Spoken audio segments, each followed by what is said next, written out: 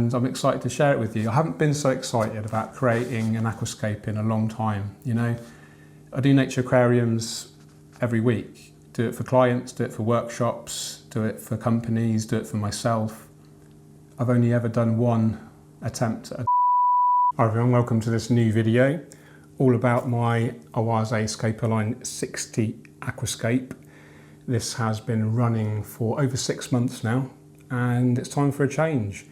But before I do a rescape, and we'll talk about what I'm going to do next later, I wanted to do a final kind of deep dive video and go into some real details about the scape, some storytelling around it, some stuff about equipment, plant species, the fish, and yeah, just a bit of a unique one, quite relaxing. So I hope you enjoy it. If you do enjoy it, do me a massive favour and hit the like and subscribe if you haven't done so yet. It really does help the channel, helps me to keep the studio going, and hopefully getting aquascaping out there to more and more people that I think deserve to know about the benefits aquascaping can bring all of us.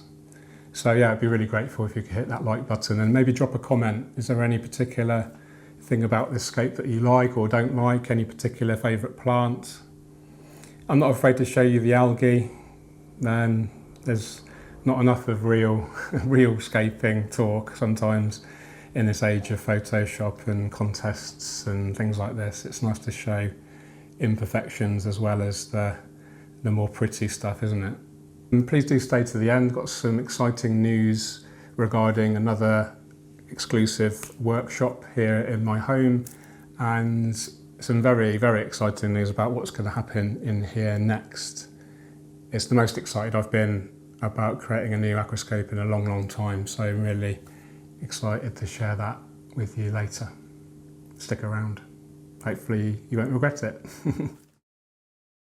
Many of you will be aware of the Scapeline series. It's Awase's aquascaping specialist aquarium, low iron glass, mitered corners, really suitable for kind of premium level budgets. It is high quality, German, Awase being a German premium brand. The cabinet is exceptional, has magnetic holders on the door for the tools, has a sliding drawer for the Biomaster filter maintenance, has removable slots here for the filter hoses, and it's just a very good build quality. A lot of cabinets tend to kind of warp and twist over time as the water gets ingressed into the MDF wood, but these are completely sealed, and yeah, I've had this well over a year now, absolutely no signs of any damage. The lighting is on loan from Aquarium Gardens. This is a Life Aqua Prime Pro 600, quite a high-end light, retails for about £400–500. I more than likely will be replacing this with Chihiros in the future, and or Twin Star, unsure yet. But yeah, I'm hoping just to do the same brand of lighting throughout all my aquariums to keep things coherent. Well, I have replaced the filter hoses, the supplied Biomaster filter hoses, with clear hoses, and I've used reducers to reduce the internal diameter from 16 to 12 millimeters. In my mind, that suits the size of the aquarium better. It reduces the flow a little bit of the filter, but that's okay. It's a powerful enough filter anyway, and it's not a big tank. I am over filtering. There's a Biomaster 350 on here, and I have updated it with the new inlet and the impeller cover as well, so less prone to flow restricting and purging of air. Glassware, of course, the glass filter outlet and inlet, I clean those every 3 or 4 weeks, just with a hose brush. I don't tend to use any bleach, just good old manual scrubbing tends to get rid of the vast majority of that built up algae. Do let me know if you have any comments on the equipment. Total cost, I would guess, if you bought everything here brand new, you're looking at probably £2,000 or so.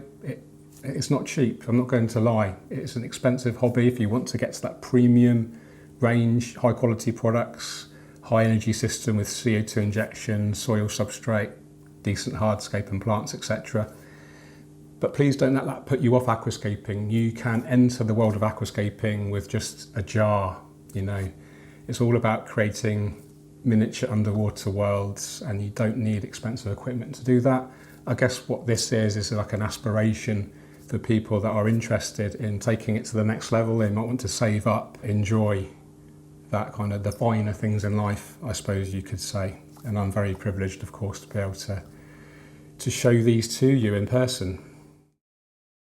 The substrate system is a base layer of ADA Power Sand Advanced. I think there's a small bag in there.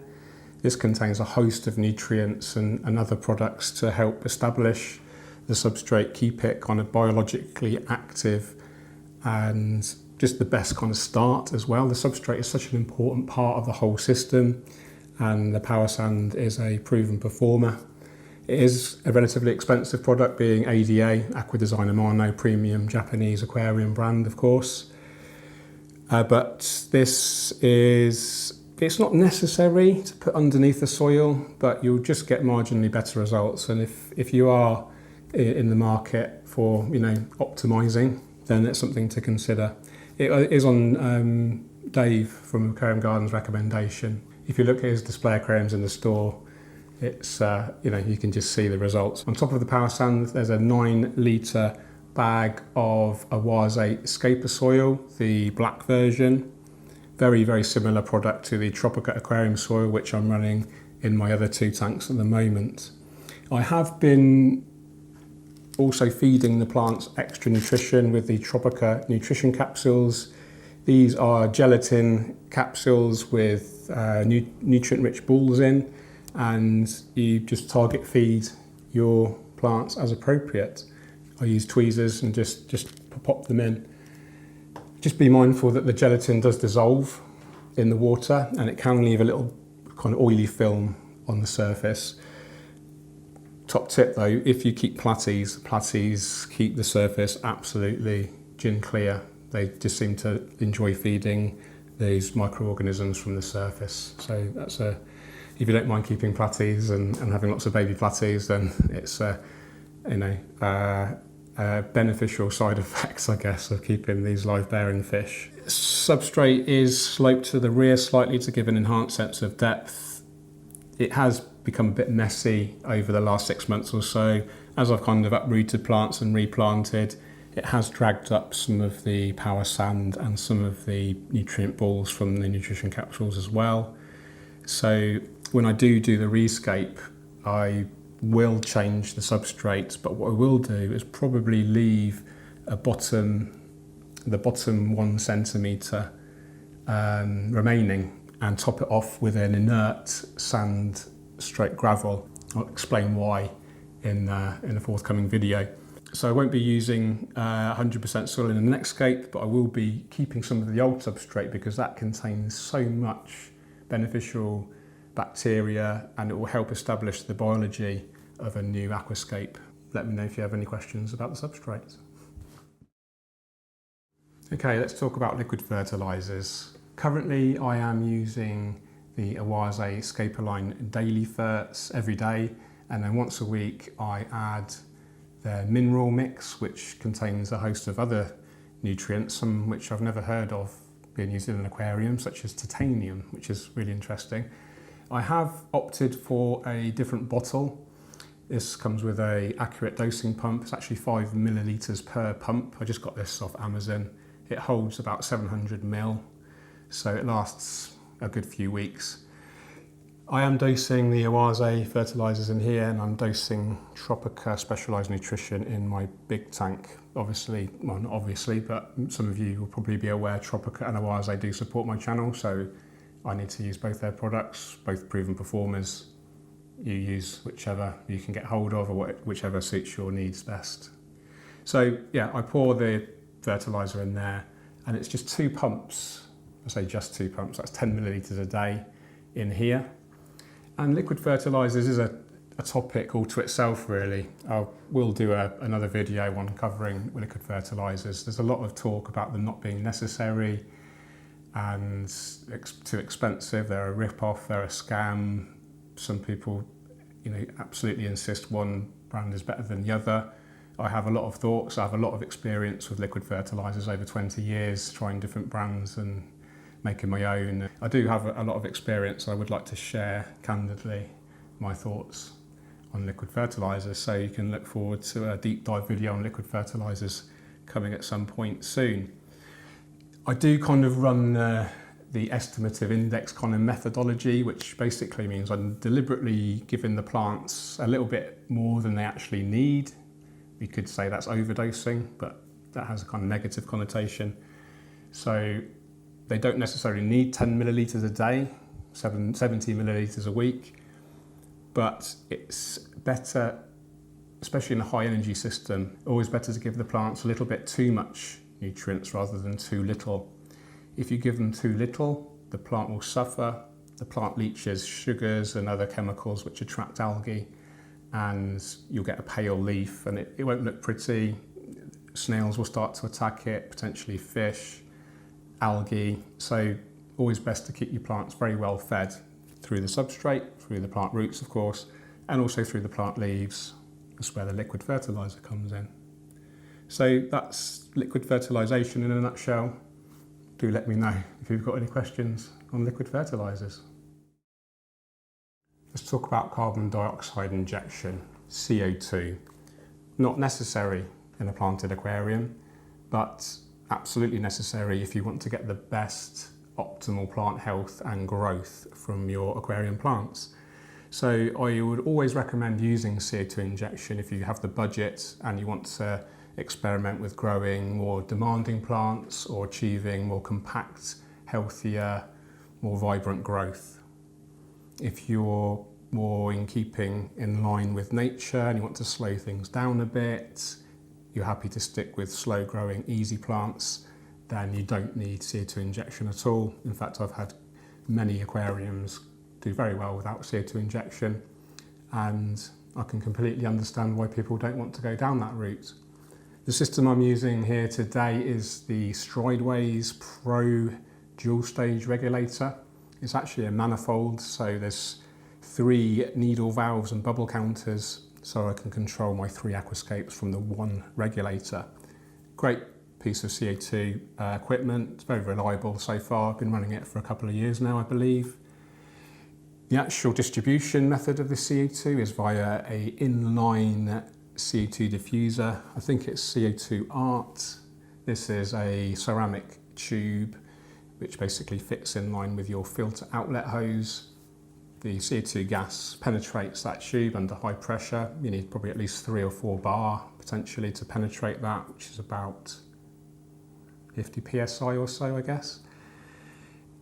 And what that does, it just produces lots and lots of tiny, tiny microbubbles that get pushed really, really fast through the water, flowing through the outlet tube, of course, through the lily pipe, and then those microbubbles flow all the way around.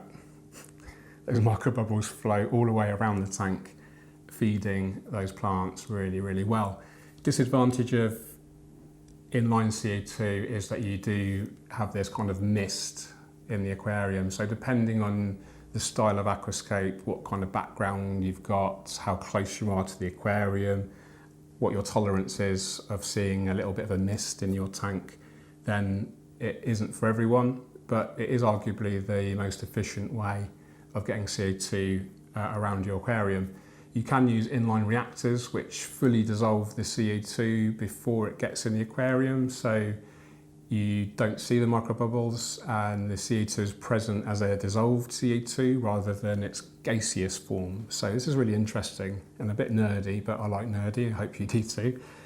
So from my understanding of reading people like Tom Barr, the plants will actually benefit more from having those CO2 microbubbles hitting the leaves. The plant is almost fooled into thinking it's out into the air because it's actually receiving the CO2 in its gas form as those bubbles are hitting the leaves. And this would arguably give you better growth because a plant is very, very good at growing out into the air. It's kind of almost, it's evolved to do that better than underwater. So if the CO2 is 100% dissolved, you may not see such effective growth. So you take your pick. I think the reactors are generally more expensive. I've never actually used one. I am considering one in the 400 because it's got a black background and those microbubbles really do kind of stand out. When I'm sitting back here, I don't really notice it, but from sat here, I can see them now. It looks a little bit like a snowstorm, which isn't, you know, aesthetically pleasing so much. So yeah, I'm running around 2 bubbles per second on this one now. I have actually turned the CO2 off for filming because I didn't want to actually show you the mist, but I will put it on and overlay some mist for you, of course, so you can see exactly what I mean. And the good thing about actually, one of the advantages of the mist, as well as potentially achieving better growth, is you can see how effective your CO2 distribution is, your circulation. And that's really important. You want to be getting a nice kind of even circulation around the whole aquarium. You don't want any dead spots. Dead spots means there's going to be very little CO2 there, very little nutrients kind of getting forced into those plants. So we want decent circulation. We've got that in here, of course. We've got the Biomaster 350, a lily pipe, which is designed to give you that really great hydrodynamic effect of spreading the water around. And it's a relatively small aquarium, so it's quite easy to achieve fairly decent circulation rates. Different story in a bigger tank like the 400 there. It's got 2 Biomaster 850s on there, both on the left corner.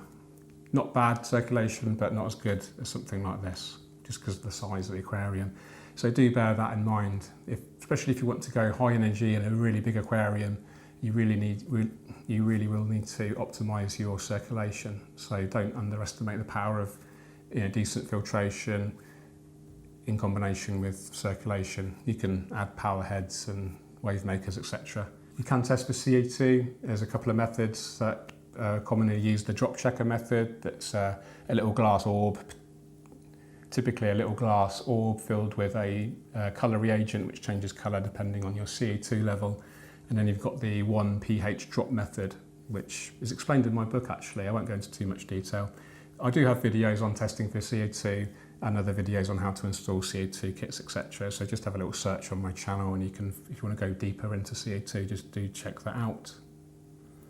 So that's the CO2 in a nutshell. Do let me know if you've got any questions about CO2. Let's talk about the fish. These are all the same species. These are the platy. I forget the variety name. They were bought from my local Maidenhead Aquatics in Huntingdon.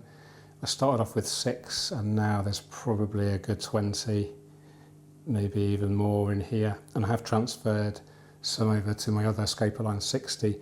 The platy is so far removed from its wild cousins. It's widely believed that it's probably a hybrid of the common platy and a variegated platy. So for those geeks out there, that's Xiphophorus immaculatus and Xiphophorus variatus. Like I say, I don't know what the variety name of the platy is, so do let me know if you recognise it in the comments. Here's an adult coming out now. I'll just give them some food. Let's just try a little bit of colour flake today. This is a Wase Organics food, very, very good quality. They do tend to love this food. I'll put quite a bit in and then we can see them doing their magic. There we go. So they do tend to hang around near the surface, and as I said earlier, they like to keep the surface nice and clean, which saves the use of a surface skimmer. So very playful fish, very kind of random in their behaviour. Don't seem to have the intelligence of, say, cichlids or even tetras, but they are fun, and this is a fun aquascape. Colourful, big textures, a bit random, a bit chaotic, very high maintenance if you want to keep it in check, but also quite fun just to let it go a bit wild and crazy, and you really get that nice before and after effect after a good maintenance session. I did do a deep dive maintenance session on a video on this tank, so you can check that out as well on my channel. We have other livestock in here. We've got some beautiful cherry shrimps. They are breeding quite prolifically. There don't seem to be many out and about at the moment, but I will get some close-ups. If you've got any questions about the fish or shrimp, do let me know. Okay, let's talk about the hardscape quickly. Just the sans on Iwagumi. This roughly translates to 3-stone rock garden, a very popular style of Iwagumi in aquascaping, a very classic style with just 3 rocks, of course, a main rock and then 2 supporting rocks. This is Siriu stone or mini landscape rock or Ryu stone, and it's really important to get the composition correct. Make sure you have a really high impact main stone, of course, and then ensure your supporting stones are appropriately positioned and an appropriate size and texture. Not quite so important right now, of course, because the plants are pretty much covering everything. But when a new setup, you really want that hardscape to be as attractive as possible to give you that lovely impact. This type of rock or stone, it does actually leach some calcium, some carbonates, so do bear that in mind. This is more impactful if you have a soft water aquarium. I don't, I have very hard water. I think it's around 350 parts per million TDS, totally dissolved solids, which is on the very hard side. If you're very lucky enough, plants and tropical aquariums tend to fare better with softer water. Most fish prefer softer water. If you're lucky to have softer water, then you will have more noticeable impact of that rock, especially because you'll be injecting CO2. That CO2 dissolves into carbonic acid, and then that carbonic acid will actually start eating away at your rock, and your rock will literally get smaller and smaller. So, and then as a consequence of the dissolving rock, the minerals will be in the water, and then you'll increase your hardness, so your GH and potentially your KH as well. So that's the rocks in a nutshell. Do let me know if you have any questions on the hardscape. Let's move straight on to the plants. There's quite a few different species in here, and it's evolved over the months, and that's one of the beauties of this aquascape. I've really enjoyed just messing around with different plants and putting them in different positions, experimenting. And when you do have a high energy system like this with powerful lighting, CO2 injection, liquid fertilisers, good quality soil, good circulation, you can pretty much grow any plant you wish. And if you have fast growing weeds like we do in here, those plants are going to grow very, very quickly. And we do have some of the fastest growers available in here, and we'll go through each species in turn. Let's start off with the background plants. So the most prominent you can see there, this is Ludwigia I don't know how to pronounce it, repens or repens. So I say repens, you say repens, who knows, tomato. So Ludwigia repens rubin, all the plants are supplied from tropical aquarium plants with support also from aquarium gardens. So grateful to those guys. The red stem plant, the Ludwigia, very easy, quite fast growing, especially in this setup as discussed. Has a very intense red colour, especially under the good light. Most red plants tend to fare better with good light, and the reason for that is they lack chlorophyll. Chlorophyll is typically the chemical in the plant that is responsible for making it green. So, and it's also responsible for photosynthesis. So if there's less chlorophyll, it won't be as efficient at photosynthesizing, and therefore you need more light, and that is one of the reasons you'll find most red plants tend to prefer more light. But that said, this species of Ludwigia will grow in an easy tank with no CO2. You just won't get that intense red coloration. You could try also Ludwigia palustris super red. It's arguably even faster growing. It's a bit more chaotic in its branching, because the repens rubin tends to grow more kind of ornamentally, like a straight up pattern without too much side shoots. So that's quite interesting. But beautiful focal point plant, as you can see, and I've got it kind of growing around the background and creeping around into the left as well, just to make it less symmetrical. We don't tend to go for too much symmetry in our aquascapes. The plant here on the left, this is Heteranthera zostifolia. Very, very fast growing once it gets going. Quite chaotic in its growth pattern. Quite beautiful actually when you see it growing properly. I've just let it kind of grow a bit crazy, and I don't even use scissors anymore. I literally just pull out little stems as required to keep it in check. Similar story really with the Hygrophila polysperma on the right here.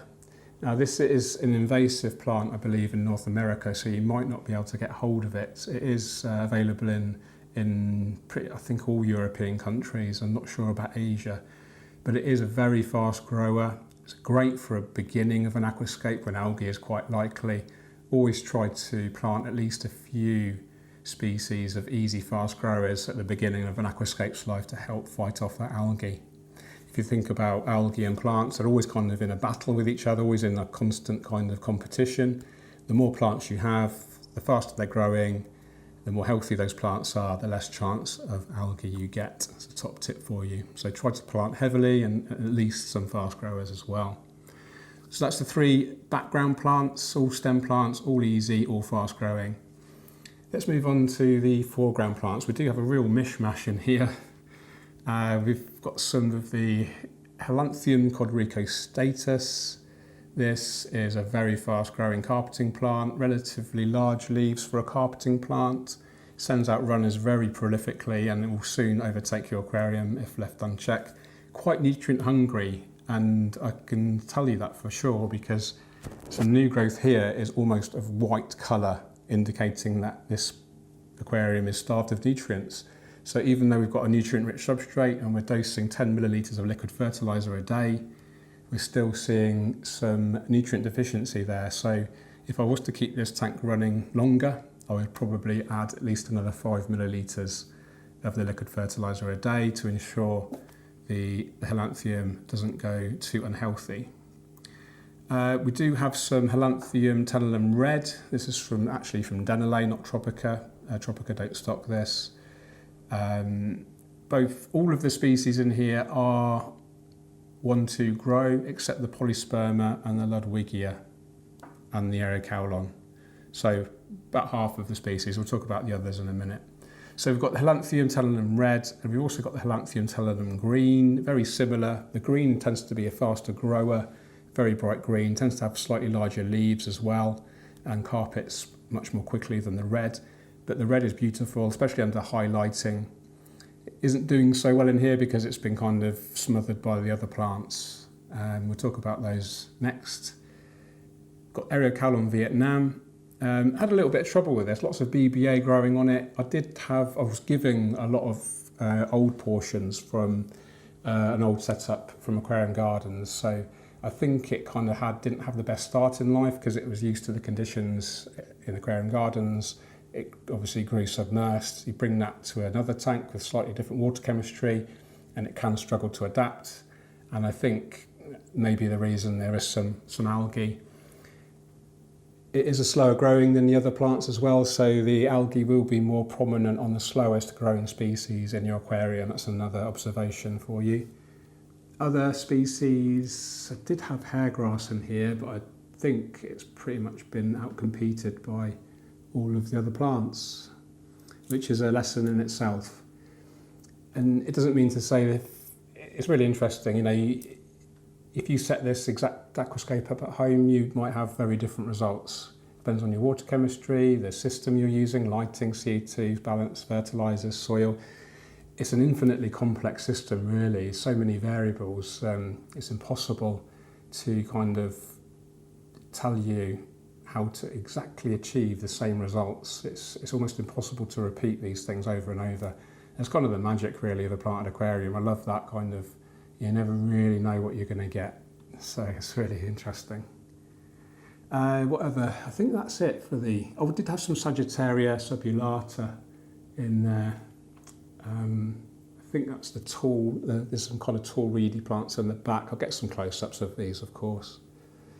So trimming has literally been using my fingernail and thumb to remove the big stems in the back, and then literally using some curved scissors and just hacking the foreground.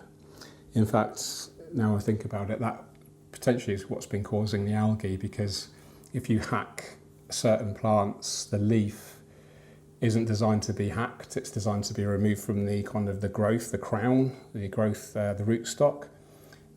So if you don't do that and you just sort of cut the leaf then is injured, and then the plant puts a lot of energy into repairing that leaf rather than growing a new one. As the plant is using a lot of energy to do that, it isn't using energy to grow and therefore it leaves the door open a little bit to algae. If you've got any questions about the plants, do let me know. Okay, before we come to the kind of end chapter of this video, just talk about maintenance very briefly. We've already discussed how I kind of trim the plants. Every week, yes, once a week on average, I've been doing at least a 50% water change in here. I just use my tap water. I have a long hose that goes to my tap or faucet in the kitchen. I get the temperature correct with a mixer tap. And then as the water is going, the fresh water is going in, I use the Oase dechlorinator. To take the water out, I have another long hose which siphons directly into my garden, feeds the lawn, feeds the plants, and then I use watering cans as well to feed the house plants, which absolutely love old aquarium water. Top tip if you're not aware of that already. So that's maintenance in a nutshell. I use the liquid fertiliser every day using the estimative index kind of method, as I explained, just slightly overdosing that liquid fertiliser. That is a comprehensive liquid fertiliser. It contains all of the nutrients that the plants need, including nitrogen and phosphorus. Clean the filter every week, the pre-filter that is. I haven't cleaned the actual inside of this filter yet, and I think it's been running for, well, at least 6 months. The great thing about the pre-filter is that you know for sure that the internals of that filter are going to be relatively clean, especially if you're keeping your pre-filter cleaned every week, which I do. Other maintenance is cleaning the glassware, which we've talked about, cleaning the hoses. No one likes to see dirty brown hoses or glass.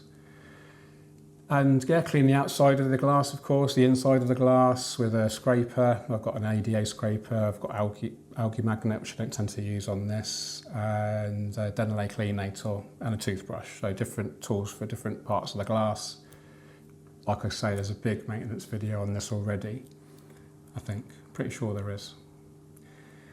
So that's the maintenance. If you do have any questions on maintenance, do drop me a question in the comments. So, final chapter. This will be stripped down, probably this afternoon if I've got the energy, or tomorrow, and I will be planning my next aquascape. So excited about this one. I've been putting it off for years. Some of you may have a clue what I'm going to do next. It is going to be a full-on, obeying all of the rules, Dutch-style aquascape. I already know what some of you are thinking, this tank's too small for Dutch style, but you can still apply the same rules. It isn't going to win any contests, it is too small really to get the best out of a Dutch style, but I just wanted to hone my skills in something relatively easy to set up, relatively low cost in terms of the amount of plants I need, etc., and something that's more accessible to you guys at home. I really wanted to, I've just realised I've been looking at the screen and not the lens. That is really naughty. Sorry about that. Probably need to do all that bit again, don't I? You'll see. So yes, I will be aquascaping this Dutch style, sticking to the rules. The rules are pretty intense. Let me show you.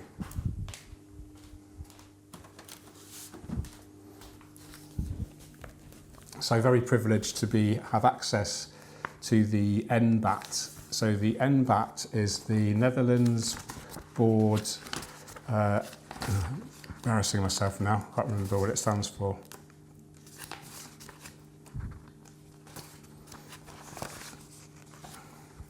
Well, the NBAT translates to Dutch Association Aquaterra. And I've got all of the rules translated into English. So I used Google Translate, so you can actually upload a whole PDF and then Google can translate it for you. And it is pretty mental. That's not, don't say mental, that's really naughty. It's pretty intense, the rules. I'll read some of them out just as an example, just to give you an idea. But I will be doing a very, very comprehensive series of videos of exactly how I create the Dutch style aquascape. I'm going to take you through every step of the way, the planning, the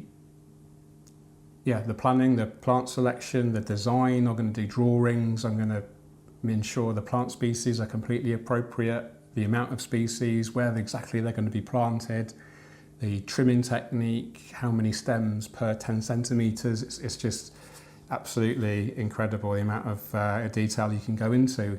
And this is something I've avoided until now because I don't like rules so much.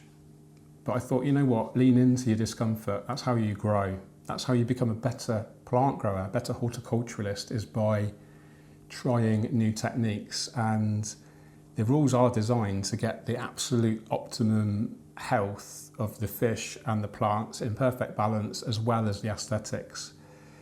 I'm just going to read something randomly. The question is, are the plants well developed? So this is a judging guideline. This is the NBAT judging guideline. And the judges go to people's homes and they actually inspect the aquarium, and they've got this massive checklist of things, and they check so much detail, like how far away is the aquarium from the wall? Is there enough ventilation? Does it suit the surrounding living space? Are the electrical cables neatly stowed? Real detailed stuff, and I kind of love that. I think it's there's a sense of freedom in that, because you know exactly what you need to do. So you're free to do that and not be confused by the ambiguity of not knowing exactly what to do. So there's like a paradox of freedom there. Whereas the kind of nature aquarium style, which is very much free-flowing and using essence of nature and inspiration from nature, which, let's face it, nature is like completely, you know, how do you interpret nature? Nature is so diverse and so complex, potentially. Where do you get your inspiration from? Is it from mountain range? Is it from tropical rainforests? Is it from underwater scenes? It can be quite confusing, especially if you want to go into contest level, you know. And if you look at the latest nature aquarium contests layouts, they're just absolutely incredible. I couldn't do anything like that, and I don't think I want to, because it isn't, for me, that isn't the part of the hobby that I enjoy. You know, I don't do the hobby to compete. I do it to learn, I do it to share. And that's why I'm doing the Dutch style. Massive ramble there. That's me. Back to 7.1. Are the plants well developed? 7.1. The plant should grow as naturally as possible without deformities or other abnormalities that indicate developmental delay. In brackets, curled leaves, long internodes. Especially underwater, the plants often want to get long internodes as a result of too low light intensity. So what that means is long internodes is the distance between where the leaves are protruding from that stem. So this Ludwigia repens Rubin, you're looking at, between each node, you're looking at about 12 millimeters. As the plant gets more towards the light, those internode length is going to reduce because it grows more compact. So this is really interesting, and you need to know this if you want to compete. Actually, I don't, but I just want to share the knowledge. The development of the aquarium plant should be compared with the maximum size that is achievable in a community aquarium. If plants have a lack of nutrients, e.g. nitrogen, this can be seen as too small. Interesting. So the NBAT was formed, I think, in 1930, and it's actually a really lovely poem that I'll read out on my next video. So that's what's going to go in here. Mega detailed Dutchscape. It could go completely wrong. If it does, I will show you. I will show you all my mistakes. I will show you all the successes, and I'm excited to share it with you. I haven't been so excited about creating an aquascape in a long time. You know, I do nature aquariums every week. Do it for clients, do it for workshops, do it for companies, do it for myself.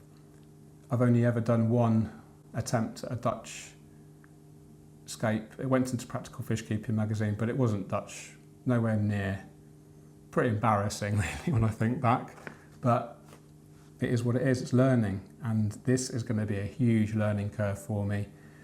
I do have contacts from the Dutch masters, Bart Laurens. I have been tempted to reach out to these folk and give me advice, but I think I want to, at the moment, I think I want to go it alone, just by reading the rules and some other guidelines. So with respect to other guidelines, I do have this excellent PDF that I've actually printed out. I don't know about you, I love to print stuff out and read it properly. I know it's using like trees and stuff, but I just don't like looking at a screen any longer than I have to.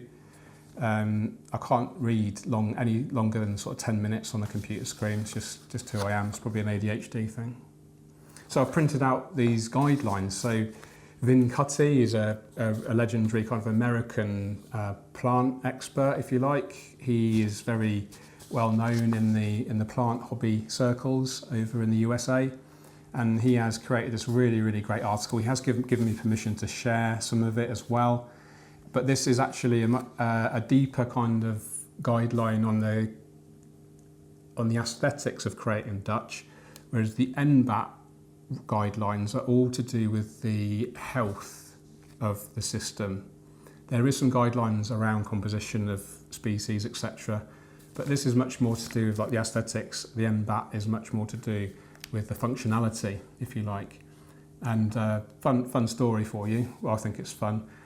I actually got ChatGPT to compare the NBAT Dutch rules with Vin Cutty's rules and guidelines, and I'll tell you all about that in the Dutch video. So coming soon, probably in a couple of weeks or so, next time you see this tank, it's going to be empty, and we'll do a full step-by-step of creating a new Dutch scape. The first video is probably just going to be planning it and how I choose the plants and stuff. It's going to be super geeky. Some of you watching won't be interested. Hopefully those that are watching at this point in the video, which is probably at least 30 minutes or so, will be interested. So I'm interested, and if I'm interested, hopefully you guys will be interested, because that passion will hopefully come across in the video, which I'm hoping it is right now. So I've got the house to myself today, apart from the dogs, and it's really weird. It's like really quiet. There isn't much road noise. It's actually quite spooky. Normally you have like some music on in the background or some AirPods in, but you know, to sit in silence, it's actually quite refreshing, actually, in a world full of kind of modern notifications and everything's kind of competing for your attention, isn't it? That's what YouTube is really, effectively. You know, content creators are competing with other content creators for your attention. So if you like what you see from me, do hit that thumbs up, subscribe if you haven't done so yet, share the video with someone that might be interested. There will be a workshop coming soon, date to be decided. It kind of depends on you guys, actually. So the idea is, rather than you coming to my home to watch me scape, you come to my home and you scape for yourselves. So there's going to be 3 slots available, and you have the opportunity to create a 25 centimetre cube aquarium, low iron glass, complete with LED lamp and hang on the back filter. You'll get the full substrate system, full hardscape, completely up to you what you want to use, almost unlimited selection, and the same with aquarium plants, so mostly tropical 1-2 grow or even mature specimens from my current scapes. So the idea is you come to my home, 3 slots, 6 hours, really nice lunch, catering, all refreshments as well.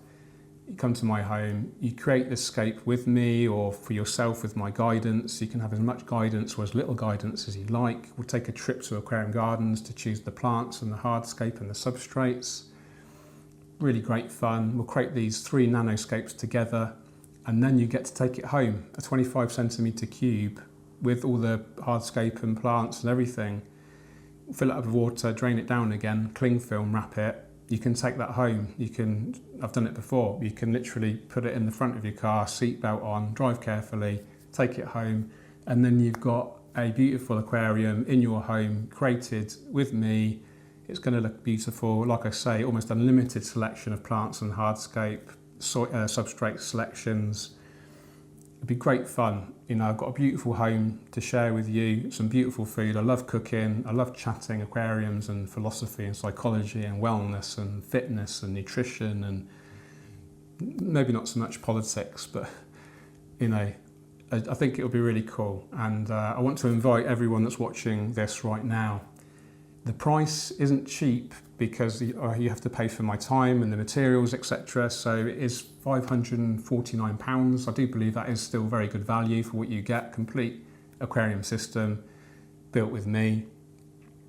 I hope you can make it. If you are genuinely interested, You're probably going to be UK only because it's going to be difficult to take that aquarium home with you unless you're in the UK. If you are interested, then do drop me an email. There is a contact email address in the description of this video, as with all the videos. It is info@georgefarmerstudios.com. I won't put the thing on the screen, otherwise I'll get billions of spam emails like I normally do. But do hit me up on an email, or you can Facebook message me at George Farmer Studios if you're on Facebook. That is the two methods you can get hold of me. If you're interested, let me know. I do have one guy who's looking very promising, but if you get there before him, there are 3 slots available. It can be any day of the week, probably a weekend. Obviously, we'll have to collaborate and come up with a date that suits everyone. But let me know. I think it could be really great. Create your own nano cube aquarium with me in my beautiful home, have some beautiful food. We'll see about the dogs. They tend to get a bit kind of noisy with strangers. They're really not aggressive, they're just noisy, and but they do calm down eventually. So we had a really great event last time, 10 people, everyone loved it, great feedback. I'm hoping we can do something similar, but even more of a deeper dive and something even more fun, actually creating escape together. Let me know. Hope that wasn't hard to sell. I don't know, let me know. Thanks for watching so far, really appreciate it. Really enjoyed this one. I'm gonna be sad to see this one go, but it's always a mixture of a little bit sad, but mostly excitement for the next one, and especially because I'm going to be learning so much new stuff about the Dutch style. So do drop me a comment if there's anything you want to know about this tank or anything in general about scaping. I do read all the comments. I will try to get back to as many of you as I can, and I really appreciate you. I appreciate you watching. I appreciate your attention. I know it's hard to get people's attention these days, and I'm going to stop rambling right now. Take care. See you on the next one. Cheerio.